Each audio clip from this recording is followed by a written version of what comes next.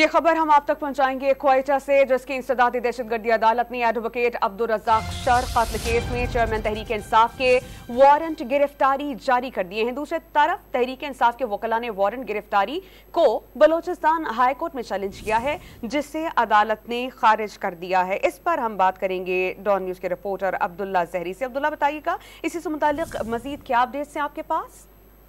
बिल्कुल, तहरीक इंसाफ के वकला की जानिब से आज बलूचिस्तान हाईकोर्ट में एक दरख्वास्त दायर की गई, जिसमें तहरीक इंसाफ के चेयरमैन के खिलाफ जारी एडीसी कोर्ट के वारंट गिरफ्तारी को चैलेंज किया गया और उन्हें अदालत को बताया गया कि फौरी तौर पर ये वारंट गिरफ्तारी मनसूख किया जाए, क्योंकि चेयरमैन तहरीक इंसाफ ने इससे कबल ही इस्लामाबाद हाईकोर्ट से कब्ज़ वक्त जमानत हासिल कर रखी है। ताम अदालत ने तहरीक इंसाफ की जानिब से जमा होने वाली दरख्वास्त को खारिज करते हुए मौक़िफ़ इख्तियार किया कि मौजूद इस वक्त इनिशियल स्टेज है, तफ्तीश का अमल जारी है, जिस पर बलूचिस्तान हुकूमत की जानिब से एक GIT भी तश्कील दिया गया है। इस तफ्तीश के अमल को आगे बढ़ाया जाए ताकि मालूम हो सके कि असल गुनाहगार कौन है। जिसके बाद बलूचिस्तान हाईकोर्ट की 2 रुकनी बेंच, जिसमें chief justice Balochistan high court Naeem Akhtar Afan शामिल है, उन्होंने दरख्वास्त खारिज कर दी। जी, बहुत शुक्रिया अब्दुल्ला, आप हमें अपडेट कर रहे थे।